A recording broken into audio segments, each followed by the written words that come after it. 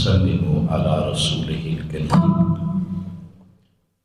أما بعد أعوذ بالله من الشيطان الرجيم بسم الله الرحمن الرحيم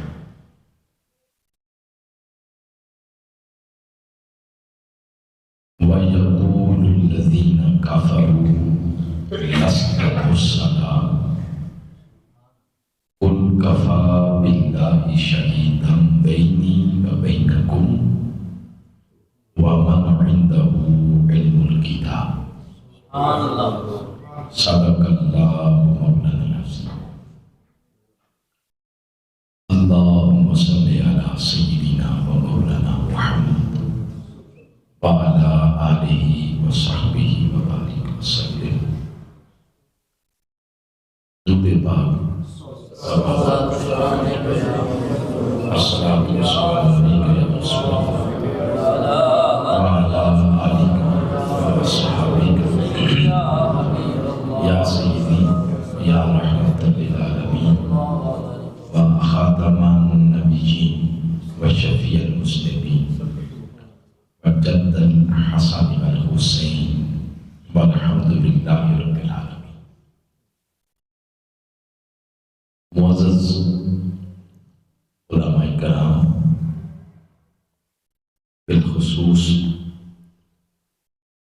محترم حضرت سید شوکت علی شاہ صاحب دامت برکاتکم العالیہ، محترم علامہ الحافظ محمد رضوان صاحب دامت برکاتکم العالیہ، عظیم مداح رسول صلاحان مصطفیٰ صلی اللہ علیہ وسلم اور قائدین تحریک منہاج القرآن، بالخصوص محترم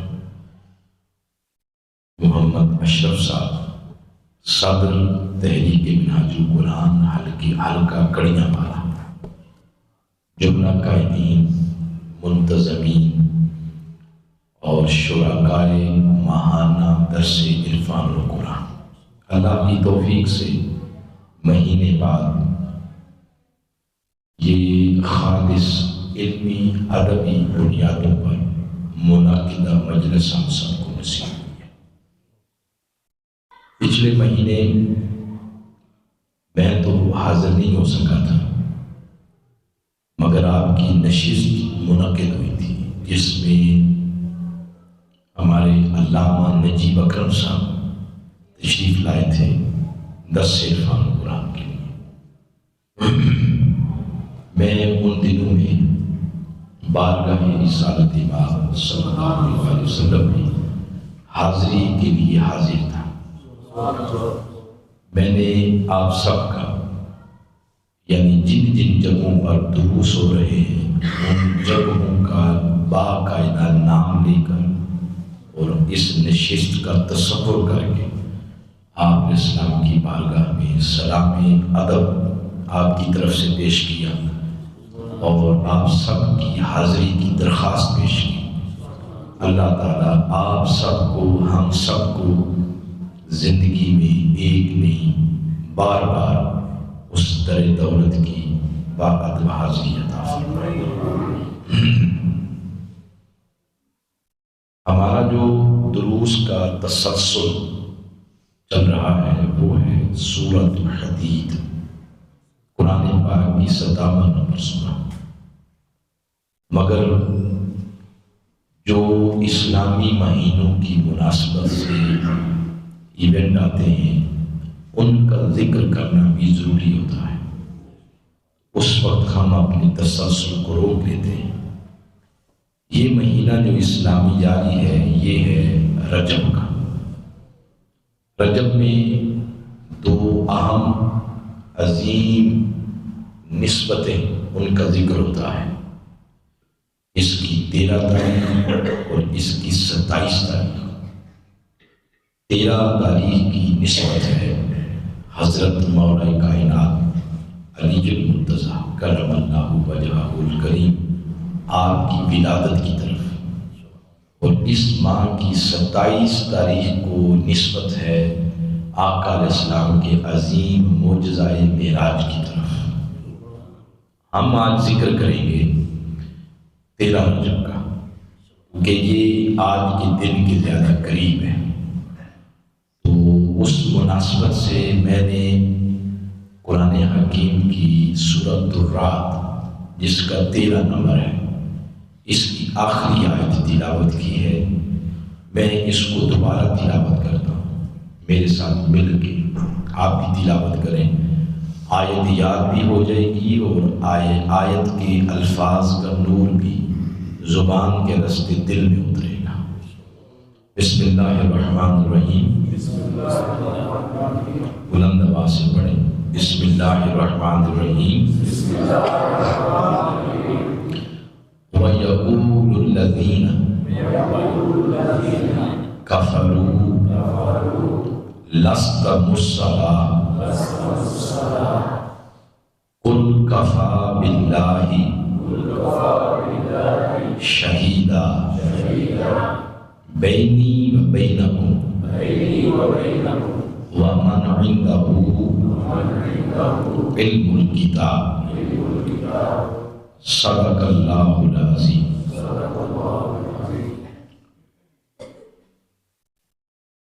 اس کا ترجمہ یہ ہے، اللہ تعالیٰ اپنے محبوب سے مخاطب ہے اور فرما رہا ہے کہ کافر لوگ کہتے ہیں کہ آپ پیغمبر نہیں ہیں۔ محبوب آپ فرما دیجیے کہ میری رسالت پر میرے اور تمہارے درمیان اللہ بطور گواہ کافی ہے، اور وہ شخص بھی میری رسالت پر گواہ ہے جس کے پاس صحیح طور پر آسمانی کتاب کا علم ہے۔ یہ ہے اس آیہ کریمہ کا ترجمہ۔ آیت کریمہ تب اتری جب مکہ کی سرزمین پر آپ علیہ السلام نے اعلان رسالت کیا۔ اعلان رسالت سن کر جھگڑا کھڑا ہو گیا اور تنازع ہو گیا، اور کفار نے حضور علیہ السلام کی اس شان کو ماننے سے انکار کر دیا، یعنی محمد صلی اللہ علیہ وسلم کو بطور رسول اللہ ماننے سے انہوں نے انکار کیا۔ تو جب بھی لوگوں نے حضور علیہ السلام کی اس شان کا انکار کیا ہے تو اللہ نے ہی دفاع کیا ہے، اللہ نے ڈیفینڈ کیا ہے، کیونکہ اسی نے رسول بنا کے بھیجا ہے۔ آج خود تو رسول کوئی بھی نہیں بنتا، رسول کون بنا کے بھیجا ہے؟ اللہ۔ اس نے رسول بنا کے بھیجا، اور وہی اپنے محبوب کی رسالت کا نہ صرف اعلان کر رہا ہے بلکہ دفاع کر رہا ہے۔ قرآن پاک میں آپ کو ملیں گے آقا علیہ السلام کی شان رسالت کی مناسبت سے اللہ تعالیٰ کا دفاع کرنے کا، اعلان کرنے کے 4 انداز ملیں گے۔ یقیناً یہ جو مہینہ گزر رہا ہے، ہمارے علامہ رضوان صاحب ایک بڑی تیاری کے ساتھ خطاب کرتے ہیں، میں سنتا رہتا ہوں انہیں۔ یقیناً آپ نے مولا کائنات کی محبت، آپ کی نسبت، آپ کا ذکر بڑی تفصیل سے کیا ہوگا۔ یہ ایک اور گوشہ ہے، اس کو بھی اس میں شامل کر لیں جو آج میں بیان کر رہا ہوں۔ آپ علیہ السلام کی شان رسالت جب بھی سننے والوں نے اس کا انکار کیا تو اللہ تعالیٰ اپنے محبوب کی رسالت کا نہ صرف اعلان کر رہا ہے بلکہ دفاع کر رہا ہے۔ تو آپ کو اس قسم کے 4 انداز ملیں گے۔ سب سے پہلا ایک ملے گا آپ کو سورۃ الفتح کے اندر، 48 نمبر سورہ ہے، آخری آیت ہے۔ اس میں اللہ اپنے محبوب کی شان رسالت کا اعلان یوں کرتا ہے، فرماتا ہے محمد رسول اللہ والذین معہ اشداء علی الکفار رحماء بینہم۔ اس طرح یہ آخر تک آیت جاتی ہے، طویل آیت ہے۔ اس طویل آیت کے آغاز میں سب سے پہلے اللہ نے اپنے محبوب کی شان رسالت کا اعلان کیا ہے، دفاع کیا ہے، اور فرمایا ہے محمد اللہ کے رسول ہیں۔ بولے محمد اللہ کے رسول، یعنی آپ اس کو یوں کہہ سکتے ہیں کہ یہ نعرے رسالت لگایا جا رہا ہے۔ ہم لگاتے نہیں ہیں نعرہ حیدری، نعرہ تکبیر، نعرہ رسالت یا رسول، یہ نعرہ رسالت ہے کہ اللہ اپنے محبوب کی شان رسالت کا اعلان کر رہا ہے۔ اب اس انداز کے اندر اس کی بڑی محبت ہے، شفقت ہے، پیار ہے، نرمی ہے۔ یہ ضروری نہیں ہے کہ سننے والے کی طبیعت پہ، ہر ایک بندہ نرم طبیعت کا اور سننے والے کی طبیعت پہ یہ انداز اثر کر جائے۔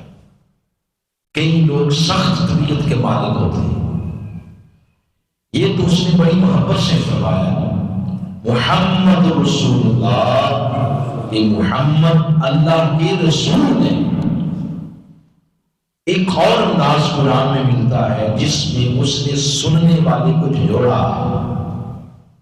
آنکھیں کھولو، شعور کی کھڑکیاں کھولو، میں کیا فرما رہا ہوں اپنے محبوب کی مناسبت سے، شان رسالت کی مناسبت سے۔ اب وہ فرماتا ہے وما محمد الا رسول، پہلے کیا تھا؟ محمد رسول، پہلے یہ فرمایا، اب فرمایا وما محمد الا رسول۔ اس کا معنی یہ ہے محمد کچھ بھی نہیں ہے الا رسول، اگر ہیں تو میرے بھیجے ہوئے رسول ہیں۔ یوں اللہ اپنے محبوب کی شان رسالت کا اعلان کر رہا ہے۔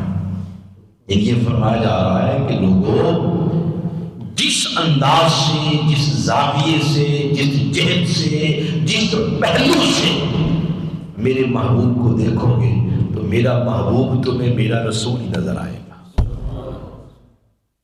سارا طرفا میرا محبوب تمہیں میرا بھیجا ہوا پیغمبر اور رسول نظر آئے گا۔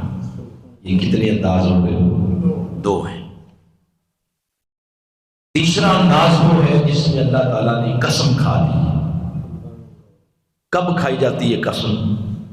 اگلے کو مطمئن کرنے کے لیے، کسی کے ذہن میں کوئی فتور ہے، کوئی شک ہے، تو وہ دور کرنے کے لیے، اس کو اطمینان دلانے کے لیے کہتے ہیں کہ اللہ کی قسم ہے، قسم کھائی جاتی ہے۔ ہم کھاتے ہیں اللہ کی قسم، اب دیکھیں اللہ بھی قسم کھا رہا ہے، حالانکہ اس کو کوئی محتاجی نہیں ہے قسمیں کھانے کی۔ وہ خود فرماتا ہے اپنے اس کلام کے بارے میں کہ یہ لا ریب ہے، اس میں کوئی شک نہیں، کسی شک، کمی، کجی کا تصور بھی نہیں ہے اس میں، مگر پھر بھی فرماتا ہے میرے محبوب مجھے ضرورت نہیں قسمیں کھانے کی، مگر آپ کی خاطر ہمیں قسمیں کھانا بھی منظور ہے۔ اب وہ اپنے محبوب کی شان رسالت کے اعلان میں قسم کھا رہا ہے۔ سورہ یاسین کے اندر فرمایا یاسین والقرآن الحکیم۔ یاسین اس کا معنی ہے میرے پیارے محبوب، اے میرے پیارے محبوب۔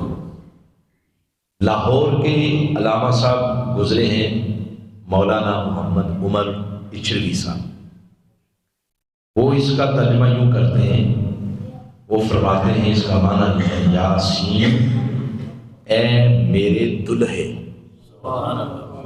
اے میرے دلہے، یعنی جس کو جتنی رسائی ملی اس نے ترجمہ کیا، اور ترجمہ کرتے ہوئے پیار کا اظہار کیا ہے۔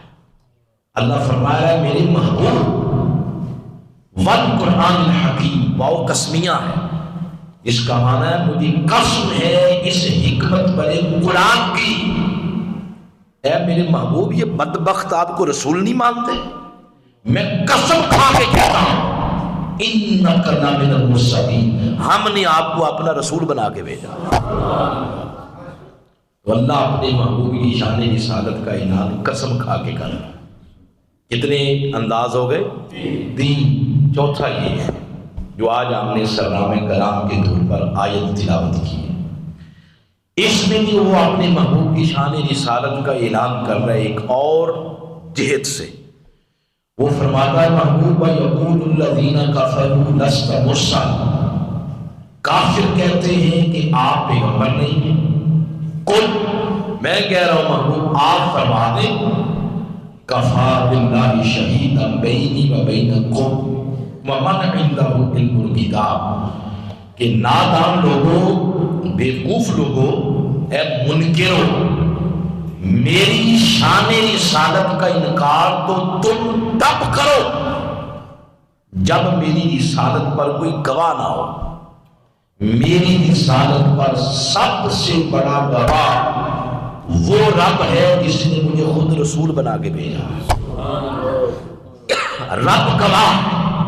اور پھر فرمایا وَمَنْ عِنْدَهُ عِلْمُ الْكِتَابِ، اور وہ بھی گواہ ہے جس کے پاس قرآن کا کل علم ہے، وہ بھی میری رسالت پر کیا ہے بولے گواہ ہے۔ یہ لفظ بڑے معنی خیز ہے۔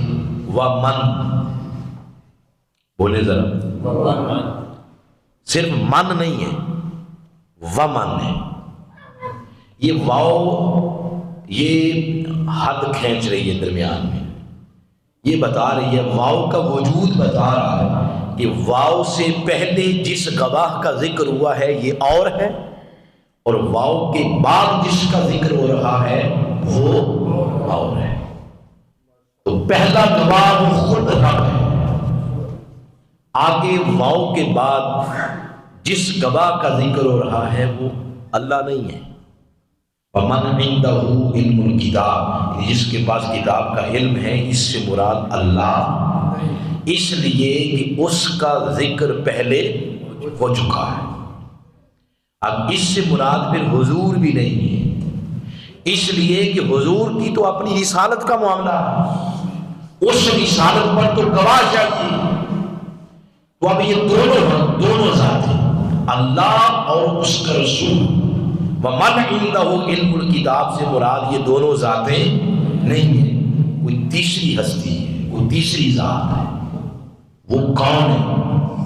آپ اس پر پڑھیں، تفاسیر کے اندر مل جائے گا۔ بہت سارے مفسرین نے، کسی نے کہا اس سے مراد یہ شخصیت، کسی نے کہا یہ شخصیت، کسی نے کہا یہ شخصیت، مگر سب سے معتبر، معتمد، مستند اور ارجح ترین تفسیر وہ ہوتی ہے جو تفسیر حدیث سے کی جائے، جس پر حدیث آ جائے وہ قرآن کی سب سے معتبر، مستند اور ارجح ترین تفسیر ہوتی ہے۔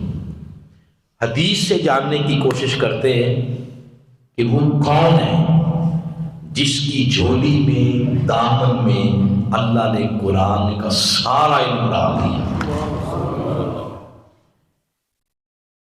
سمجھ آ رہی ہے بات کی؟ جی بچوں کو بھی سمجھ آ رہی ہے؟ بیٹا آپ اٹھ کے سامنے آؤ، بیٹا ادھر مجھ سے دیکھا نہیں جاتا، ایسے گردن موڑ کے سامنے بیٹھے ہوں گے تو میں آپ کو دیکھ لوں گا۔ شاباش، ادھر آؤ صاحب،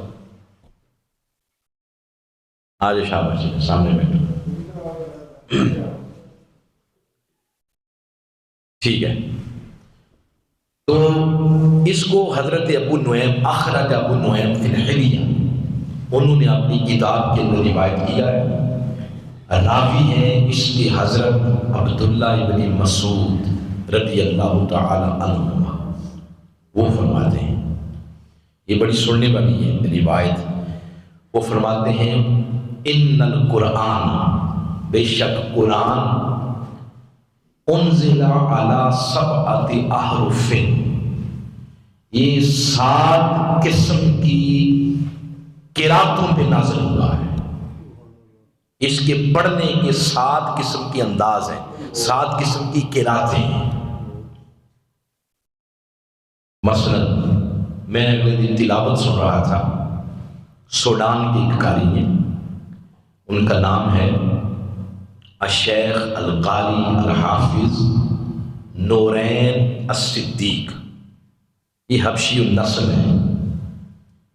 تو یہ جو ہمارے منہاج القرآن کے لوگ انہیں بڑی محبت سے سنتے ہیں، اس لیے کہ جو ان کی تلاوت کی ٹیون ہے، تلاوت کی سر ہے، وہ شیخ الاسلام ڈاکٹر محمد طاہر القادری مدد علی آپ کی تلاوت کی ٹیون کے ساتھ ملتی ہے۔ تو وہ پڑھ رہے تھے لَقَدْ كَانَ لَكُمْ فِي رَسُولِ اللَّهِ، آگے کیا ہے؟ اسوۃ الحسنہ۔ وہ اسوہ نہیں پڑھ رہے تھے، وہ پڑھ رہے تھے اسوۃ الحسنہ، وہ زیر پڑھ رہے تھے۔ یہ بھی قرات ہے اور صحیح ہے۔ مزید آپ اس پر تجربہ کرنا چاہیں تو آپ یار بڑے پیارے کلام پڑھے ہیں دونوں مدینہ پاک کی مناسبت سے، سب کو اللہ لے جائے۔ ربا مینوں گل مدینے بن جاندی ہے گل مدینے۔ تو آپ اگر آپ وہاں جائیں، آپ دیکھیں گے جو قرآن پاک رکھے ہوتے ہیں وہ 2 کلر کے ہوتے ہیں۔ ایک کلر ہوتا ہے بلیک، یہ بائیں والا، ایک ہوتا ہے سبز۔ بلیک کلر پڑھتے ہیں یہ ہمارے پاکستانی، انڈیا کے لوگ، بنگلہ دیشی، یہ ہماری طرح کی زیر زبریں پڑھی ہوتی ہیں۔ لیکن جو سبز کلر کے ہوتے ہیں وہ عربی پڑھتے ہیں سارے۔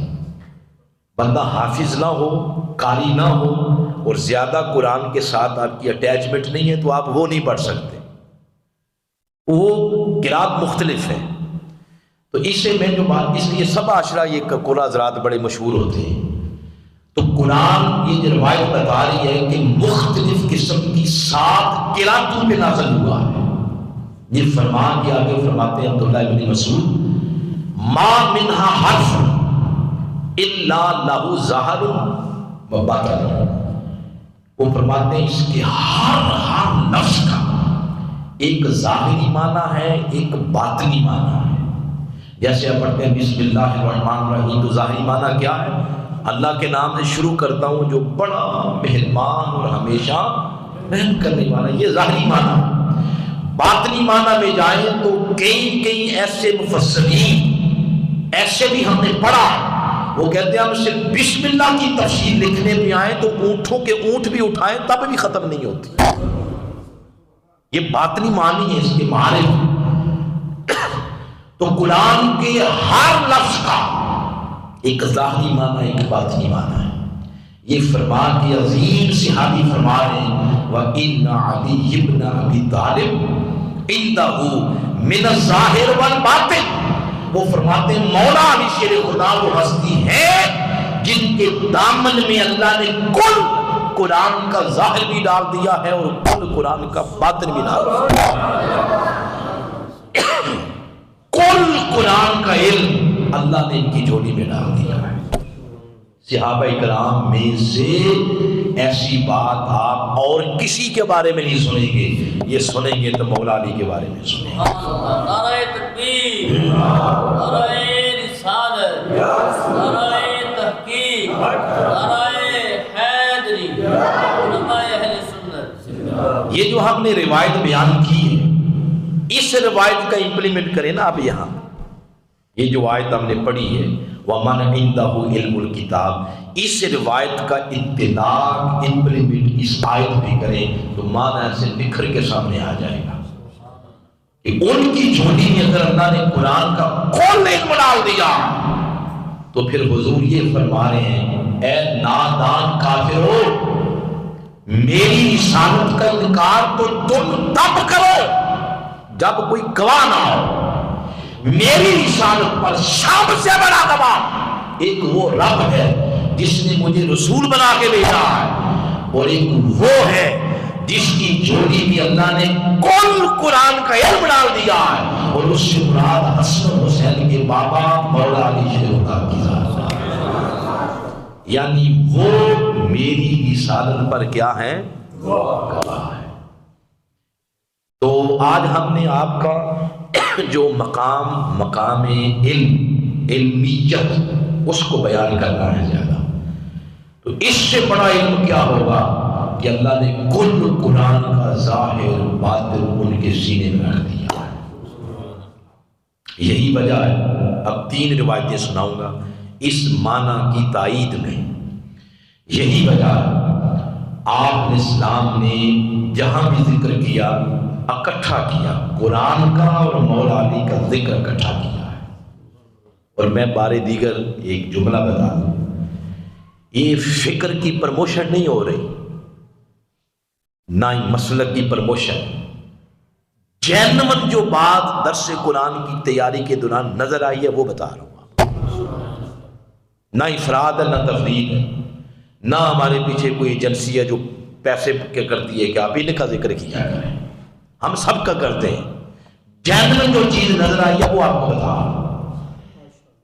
حضور اسلام نے ارشاد فرمایا القرآن مع علی، یہ جو لفظ ہے نا مع، میم عین مع، اس کا معنی ہے معیت، صحبت، سنگت۔ تو آپ نے کیا فرمایا؟ القرآن مع علی، قرآن علی کی صحبت میں ہے، وعلی مع القرآن، اور علی قرآن کی صحبت میں ہے۔ مزید آپ کے علاقہ کے علماء بیٹھے ہیں، ان سے پوچھ لیا، اگر عربی کا شغف ہو، گرامر کا، یہ جملہ اسمیہ ہے، 2 ہی جملے ہوتے ہیں، اسمیہ اور فعلیہ۔ فعلیہ میں فعل کا ذکر ہوتا ہے، اور فعل میں کوئی نہ کوئی زمانہ ہوگا، یا گزرا ہوا زمانہ ماضی ہوگا، یا جو گزر رہا ہے حال یہ ہوگا، یا جو آنے والا ہے مستقبل فیوچر، یا وہ ہوگا۔ وہ زمانہ بنتا ہے سورج کی رفتار سے، تو جب تک سورج ہے، جب تک وقت ہے، جملہ فعلیہ ہے، مگر جملہ اسمیہ میں زمانہ نہیں ہوتا، وہ زمانے سے ماوراء ہوتا، اس میں دائمیت ہمیشگی ہوتی ہے، ہمیشگی، ہمیشہ ہمیشہ، یہ جملہ اسمیہ ہے۔ آقا علیہ السلام نے فرمایا قرآن علی کی صحبت میں ہے اور علی قرآن کی صحبت میں ہے۔ تو اے میرے آقا، یہ صحبت کب تک رہے گی؟ ان دونوں کی صحبت دیکھیں، میں آپ ہم سب کلمہ گو اگر قرآن کی صحبت اختیار کرنا چاہیں، اس کو چھونا چاہیں، پڑھنا چاہیں، پکڑنا چاہیں، تو ضروری ہے وضو، طہارت اور وضو کریں، طہارت مل جائے گی، اس کو پکڑ لیں، چومیں، سینے سے لگائیں، ترجمہ پڑھیں، تفسیر پڑھیں، تلاوت کریں۔ جب آپ کا وضو ختم ہو جائے گا، طہارت ختم ہو جائے گی، اور آپ کی اور قرآن کی صحبت بھی ختم ہو جائے گی۔ دوبارہ اس کی صحبت میں آنا چاہیں گے تو کیا کریں گے؟ وضو کریں گے۔ تو اے میرے آقا، یہ آپ جو فرما رہے ہیں کہ قرآن علی کی صحبت میں ہے اور علی قرآن کی صحبت میں ہے، حضور آپ خود فرما دیں اور ہمیں سمجھا دیں یہ صحبت کب تک رہے گی؟ یہ کبھی ختم بھی ہو سکتی ہے، کبھی یہ جدا بھی ہوں گے۔ تو آقا علیہ السلام کی زبان مقدس سے یہ لفظ نکلے، فرمایا لن یفترقا، یہ صحبت کبھی ختم نہیں ہوگی۔ علی اور قرآن کی صحبت کبھی ختم نہیں ہوگی، اس لیے کہ آپ کو اور مجھے جو پاکیزگی، جو طہارت وضو سے ملتی ہے، وہ طہارت اللہ نے علی کے خون کے اندر رکھی ہوئی، ان کے خمیر کے اندر رکھ دیا اللہ نے۔ تو بلکہ حوض کوثر کی طرف اشارہ کرتے ہوئے فرمایا حتیٰ یاردا علی الحوض، حتیٰ کہ حوض کوثر پر بھی یہ دونوں ایک دوسرے کی صحبت میں ہوں گے۔ سبحان اللہ۔ تو دیکھیں اس معنی کی تائید ہوگی جو ہم نے کیا کہ علی وہ ہیں جن کے دامن میں اللہ نے کل قرآن کا علم ڈال دیا ہے۔ اس معنی اور تفسیر کی تائید ہو رہی ہے کہ حضور علی اور قرآن ان کو اکٹھا کر کے بیان کر رہے ہیں۔ پھر دوسری حدیث مبارکہ آپ علیہ السلام نے فرمایا انی ترکت فیکم ثقلین، سب پانی ڈال انی ترکت فیکم ثقلین، یہ حضور فرما رہے ہیں، یہ بولے لفظ یہ بڑے پیارے ہیں، انی بولو نا، انی ترکت فیکم ثقلین، فرمایا میں تمہارے اندر دو بھاری چیزیں چھوڑ کے جا رہا ہوں۔ کون سی حضور؟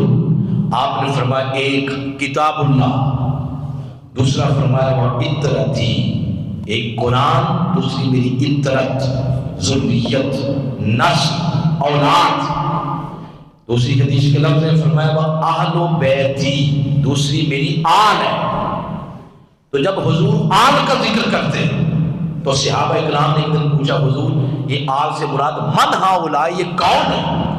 تو آقا علیہ السلام نے خود اس کی توضیح تشریح فرما دی، فرمایا علی و فاطمہ و بناہما، آل سے مراد میرا علی، فاطمہ اور ان کے دونوں بیٹے ہیں۔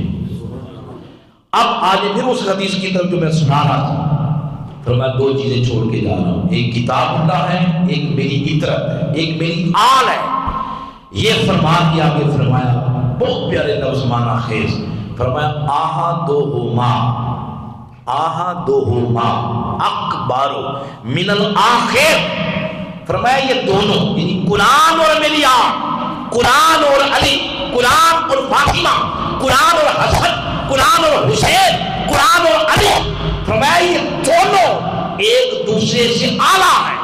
مطلب یہ ہے لوگوں کبھی بھی قرآن کو علی سے کم نہ سمجھنا اور کبھی بھی علی کو قرآن سے کم نہ سمجھنا، یہ اکٹھا جوڑ کے بیان کیا ہے۔ اسی معنی کی تائید ہو رہی ہے جو ہم نے معنی کیا تھا وَمَنْ عِنْدَهُ عِلْمُ الْكِتَابِ، علی وہ ہیں جن کی جھولی میں اللہ نے کل قرآن کا علم ڈال دیا ہے۔ میں نے کہا تھا 3 روایتیں آپ کو سناؤں گا، تیسری سنیں۔ تیسری روایت کا کوئی بہت زیادہ حوالے نہیں ہیں، ایک ہی حوالہ اس کا ملا ہے، ایک ہی کتاب، اس کتاب کا نام ہے شواہد النبوہ، مولانا جامی علیہ رحمہ کی، وہ رائٹر ہیں اس کی، انہوں نے یہ بات لکھی ہے۔ آپ سنیں گے، سر سنیں گے، یہ بات سنیں گے۔ ہم نے بچپن سے، جیسے یہ ہمارے بچے بیٹھے ہیں اسی طرح ہم نے بھی شروع کیا تھا مسجد میں جانا، تو بچپن سے یہ روایت سنی بھی مولا علی کی مناسبت سے ہے، اور جب پڑھنے کے قابل ہوئے تو پڑھی بھی آپ کی مناسبت سے۔ مولانا جامی علیہ رحمہ نے اس کو شواہد النبوہ میں نقل کیا ہے، فرماتے ہیں آپ جب گھوڑے پر سوار ہوتے تھے تو رکاب میں ایک پاؤں رکھتے، الحمد سے قرآن کی تلاوت شروع کر لیتے تھے، رکاب میں جب دوسرا پاؤں جاتا تو قرآن پاک کی والناس تک تلاوت مکمل ہو چکی ہوتی۔ آپ تو اپنے ہیں نا، اس لیے آپ نے سن کے کہا ہے سبحان اللہ، مگر ہر کسی کو یہ ہضم نہیں ہوتی، کئیوں کو از روئے بغض ہضم نہیں ہوتی، اور کئی اس پہ لاجک مانگتے ہیں۔ بچے پڑھتے ہیں نا بایو کیمسٹری فزکس، یہ بحث کرتے ہیں مادہ شے سے، ٹھوس شے سے، یہ کہتے ہیں یہ پاسبل کیسے ہے، آپ ایک رکاب پہ پاؤں رکھیں اور دوسری تک جانے تک تلاوت مکمل کر لیں، یہ تسلیم نہیں کرتا۔ اس میں آئے میں آپ کو ڈائریکٹ قرآن کی نص دیتا ہوں، اس سے ہمیں یہ سارا تصور سمجھ آ جائے گا۔ سنیں یہ بات، بچے بھی غور کریں۔ بھائی دیکھیں سواری پہ سوار ہو رہے ہیں آپ، سواری پہ گھوڑے پہ، تو گھوڑے میں رکاب ایک پاؤں رکھیں تو قرآن کی تلاوت شروع کرے اور دوسرا پاؤں رکھنے تک قرآن کی تلاوت مکمل ہو جائے، یہ کیسے ہے؟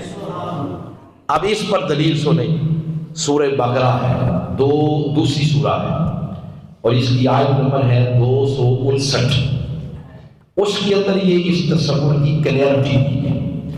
یہ حضرت عزیر علیہ السلام کی بات ہوئی ہے، یہ اللہ کے پیغمبر ہیں، سفر کر رہے تھے، آپ سفر کر رہے تھے، تو دوران سفر آپ گھوڑے سے یا خچر سے یا گدھے سے نیچے اترے اور سستانے کے لیے بیٹھ گئے، ٹفن سے کھانا نکال کے کھانے لگے، ادھر سے کھانا نکال رہے ہیں ادھر ذہن ادھر چلا گیا، ذہن کے اندر یہ بات چل پڑی، باری تعالیٰ کالا انا یحیی ھذہ اللہ بعد موتہا، ذہن کے اندر یہ بات چل رہی ہے کہ مولا یہ مرنے کے بعد زندہ کیسے کرے گا؟ ویسے تو میرا ایمان ہے کہ تو کرنے پہ آئے تو کر سکتا ہے، لیکن اگر یہ میری آنکھوں کو دکھا دے، مشاہدہ کروا دے کہ میں اپنی آنکھوں سے دیکھوں ایک مری ہوئی چیز زندہ ہو رہی ہے، تو ایمان ایقان میں بدل جائے گا۔ اللہ پاک بھی فرماتا ہے فَأَمَاتَهُ اللَّهُ مِئَةَ عَامٍ، 100 سال کے لیے عزیر علیہ السلام پر ہم نے موت طاری کر دی۔ کتنے سال کے لیے؟ 100 سال۔ 100 سال کی صدیاں بنائیں تو کتنی بنتی ہیں؟ 1 صدی بنتی ہے۔ 1 صدی میں کتنے سال ہوتے ہیں؟ نعرہ تکبیر، نعرہ رسالت، نعرہ حیدری، علماء اہل سنت۔ جزاک اللہ۔ تو 1 صدی کے لیے اللہ پاک نے ان پر موت طاری کر دی۔ جب 100 سال مکمل ہوا تو فرمایا ثم بعث، ہم نے پھر انہیں اٹھایا، اٹھو۔ اللہ پاک نے جگایا 100 سال بعد، جب اٹھے تو فرمایا قال کب لبثت، اب قدرت سوال کر رہی ہے اللہ پوچھ رہا عزیر بتاؤ کب لبثت، یہاں کتنی دیر بیٹھے رہے ہو؟ اس وقت عزیر علیہ السلام نے اپنے جسم کی طرف دیکھا اور دیکھ کر پھر اللہ کو جواب دیا، عرض کیا باری اللہ مجھے یہی لگتا ہے، قال لبثت یوما، مولا مجھے یہی لگتا ہے میں 1 دن یہاں بیٹھا رہا۔ کتنا؟ یہ کس نے کہا ہے؟ عزیر علیہ السلام نے۔ اللہ نے پیچھے کیا فرمایا؟ 100 عام، 100 سال کے لیے ان پر موت طاری کی ہے۔ قرآن 100 سال کہہ رہا اور عزیر علیہ السلام کہہ رہے ہیں 1 دن۔ اس کا مطلب یہ ہے 100 سال گزرنے کی کوئی نشانی علامت انہیں اپنے جسم پہ نظر نہیں آئے۔ بچوں بتاؤ کیا خیال ہے؟ 100 سال گزرنے کی علامت کوئی نہیں ہوتی؟ مثلاً آپ اپنا سائیکل، موٹر سائیکل یا گاڑی یہ باہر روڈ پہ کھڑی کریں، آج صبح کھڑی کریں، 2 دن بعد اس کو لینے کے لیے جائیں، اس کے اوپر اتنی دھول پڑی ہوگی، گھٹا غبار، اس کی کنڈیشن اور حالت بتائے گی کہ یہ 2-4 دن گاڑی سڑک پہ کھڑی رہی۔ تو یہ 2 دن نہیں، یہاں تو 100 سال کی بات ہو رہی ہے۔ 100 سالوں میں اگر ناخن ہی بڑھنے پہ آئے تو وہی کوئی 10 کلومیٹر لمبے ہو گئے ہوتے، جھریاں پڑ گئی ہوتی ادھر، بال بڑے ہو گئے ہوتے، مگر نہ بال بڑے، نہ ناخن بڑے، نہ کپڑے، نہ ان پہ گرد پڑی۔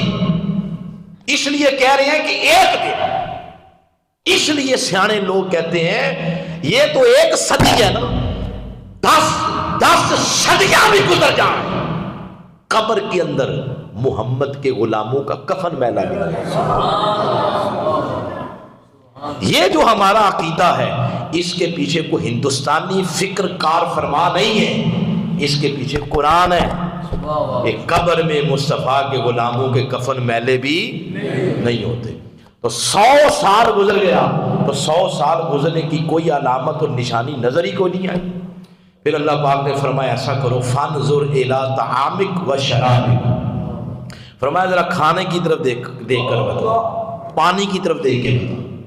جب کھانے اور پانی کی طرف دیکھا تو لم یتسنہ، وہ تو خراب ہی نہیں ہوا تھا۔ تو ذہن اس طرف گیا کہ اگر 1 دن میں یہاں بیٹھا ہوتا تو 1 دن میں کھانا تو خراب ہو جاتا ہے۔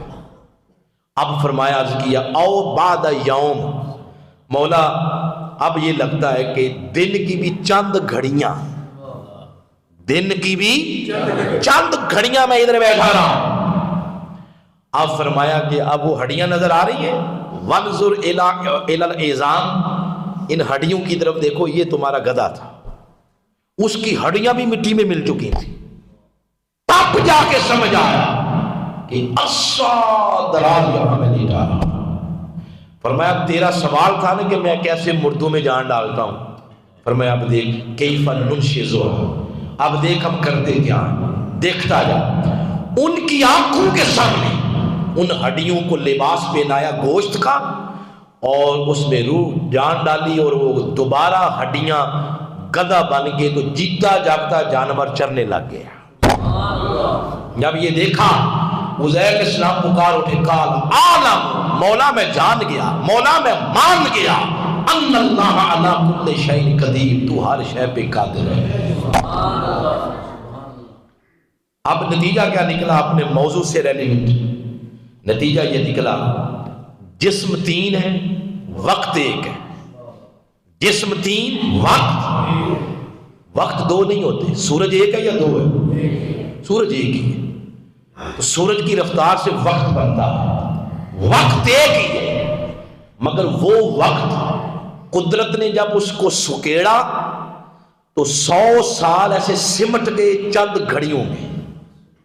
100 سال کا وقت ایسے سمٹ گیا چند گھڑیوں میں.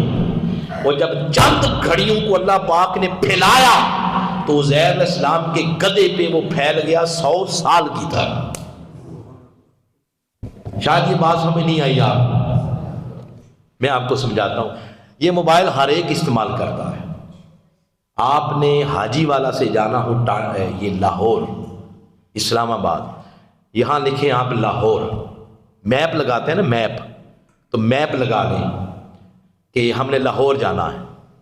تو لاہور جب لکھیں گے تو لاہور جہاں لکھا ہوگا وہاں صرف سرخ کلر کا ایک ڈاٹ ہوگا، ایک نقطہ ہوگا. پورا شہر نہیں ہوگا وہاں، صرف ایک ڈاٹ ہوگا، ایک نقطہ سرخ کلر کا. اسی ایک نقطے کے اندر بھاٹی بھی ہے، ایک نقطے کے اندر ریلوے اسٹیشن بھی ہے، ایک نقطے کے اندر بادامی باغ، ایک نقطے کے اندر اردو بازار، ایک نقطے کے اندر وہ گلبرگ ہے، ماڈل ٹاؤن ہے، گرین ٹاؤن ہے، فیصل ٹاؤن ہے، بیکھے والا ہے. وہ پورا ایک نقطے کے اندر پورا شہر ہے سمٹا ہوا. لیکن جب اس کو آپ کھولیں گے، اوپن کریں گے تو وہ پورا شہر آپ کے سامنے کھلتا جائے گا، یہ جگہ یہ جگہ یہ جگہ. تو یہ بات تو آپ کی ٹیکنالوجی آپ کو سمجھا رہی ہے. آپ کی ٹیکنالوجی وہ سکیڑنے پہ آئے تو پورے شہر کو ایک نقطے میں جمع کر رہی ہے، اور ایک نقطے کو اوپن کرے تو پورا شہر آپ کے سامنے اوپن ہو جاتا ہے. یہ آپ کی ٹیکنالوجی ہے. تو جس نے سب کچھ پیدا کیا ہے اس کی ٹیکنالوجی کے بارے میں کیا خیال؟ وہ اگر ایک صدی کو سکیڑنے پہ آئے تو چند لمحوں کے اندر سکیڑ دیتا، چند لمحوں کو پھیلانے پہ آئے تو ایک صدی پہ پھیلا دیتا. یہی بات، یہی فلسفہ مولا علی شیر خدا کے اس عمل پہ اس کا انطلاق ہوتا ہے. آپ جب گھوڑے پر سوار ہوتے، عام بندہ یہ دیکھتا کہ ایک پاؤں ایک رکاب میں گیا، دوسرا پاؤں دوسرے رکاب میں. عام بندے کے لیے چند گھڑیاں ہیں، مگر مولا علی کے لیے ان چند گھڑیوں کو اللہ اتنا پھیلا دیتا کہ اس ایک ہی وقت میں مولا علی کے پورے قرآن کی تلاوت مکمل ہو جاتی. جہاں اس سے فکر کی کلیئرٹی ہوئی، وہاں مولا علی شیر خدا کا جو قرآن کے ساتھ شغف، صحبت، تعلق ہے وہ واضح ہوتا ہے کہ یہ تعلق تھا قرآن. اٹھتے بیٹھتے چلتے پھرتے ہر وقت قرآن پاک. کیوں؟ قرآن ان کی صحبت میں ہے اور وہ قرآن کی صحبت میں ہے. پھر آپ نے اسلام نے پتہ ہے آپ نے اس کے بارے میں کیا فرمایا؟ فرمایا اس کا ذکر عبادت، اس کی تلاوت عبادت، اس کا حفظ عبادت، اس کو دیکھنا عبادت ہے. مثلا آپ پڑھتے ہیں الف لام میم، یہ 3 حروف ہیں، تو آپ نے فرمایا ایک حرف کے بدلے کتنی نیکیاں؟ 10. تو 3 پڑھے تو کتنی ہو گئی؟ 30 نیکیاں ہوں گی. اس کو پڑھنا عبادت ہے. اگر آپ اس کی تلاوت، اگر اس کو حفظ کریں گے تو حافظ قرآن کے بارے میں آقا علیہ السلام نے فرمایا ہے. حافظ قرآن کے بارے میں فرمایا کہ جب وہ جنت میں داخل ہوگا نا حافظ قرآن، یہ بھی بتا دیا کہ وہ جنت جائے گا، حافظ قرآن جنت جائے گا۔ ہم حافظ نہیں بناتے، وہ کیا کرنا کہ حافظ بنا کے بچوں کو، تو جو انجینئر بنا رہے ہیں وہ انجینئر کے بارے میں کوئی خوشخبری تو کوئی نہیں آپ نے سنائی کہ یہ جنت میں جائے گا۔ حافظ کا تو نام لے کے فرمایا کہ جب جنت میں جائے گا تو اس کو کہا جائے گا کہ اس کی تلاوت شروع کرو، الحمد سے پڑھتے جاؤ اور چلتے جاؤ، جہاں جا کے قرآن کی تلاوت ختم ہوگی اتنی جنت اس کے نام الاٹ کر دی جائے گی۔ یہاں وقت پڑا ہوا 5 مرلے کا پلاٹ نہیں ملتا، اتنی مہنگی ہو گئی ہے زمین، اور جنت فرمایا قرآن کا جو حافظ ہے اس کے نام جنت اس طرح اس کو الاٹ کی جائے گی۔ پھر اس کی فیملی کے 7 لوگ جن پہ جہنم واجب ہو چکی ہے، اس حافظ قرآن کو ان کے بارے میں شفیع بنایا جائے گا کہ ان کو دوزخ سے نکالو اور جنت میں داخل کرو۔ پھر آقا علیہ السلام نے، اور اس کتاب کے بارے میں یا اور کسی کتاب کے بارے میں نہیں سنا، اس کو دیکھنا بھی عبادت ہے۔ النظر الی القرآن عبادت، قرآن کو دیکھنا بھی کیا ہے؟ خوش نصیب ہیں وہ لوگ جو صبح اٹھ کے اس کی زیارت کرتے ہیں۔ گھروں میں آج ماحول ہی کوئی نہیں رہا قرآن کی تلاوت کا، ذوق نہیں رہا۔ جب بڑے قرآن نہیں پڑھیں گے تو چھوٹے بچے کہاں پڑھیں گے؟ بڑے خود صبح نماز نہ پڑھیں اور 10 بجے اٹھیں اور چھوٹوں کو آپ نصیحتیں کرتے رہیں تو کب ایسا ہوگا؟ اسلاف جو تھے نا، اسلاف، وہ اپنے مریدین کو یہی کہا کرتے تھے کہ جب کہیں بھیجتے نا تبلیغ کے لیے تو کہتے تھے کوشش کرنا بولنا کم پڑے، کوشش کرنا بولنا کم پڑے، یعنی تمہارا عمل تبلیغ کرے۔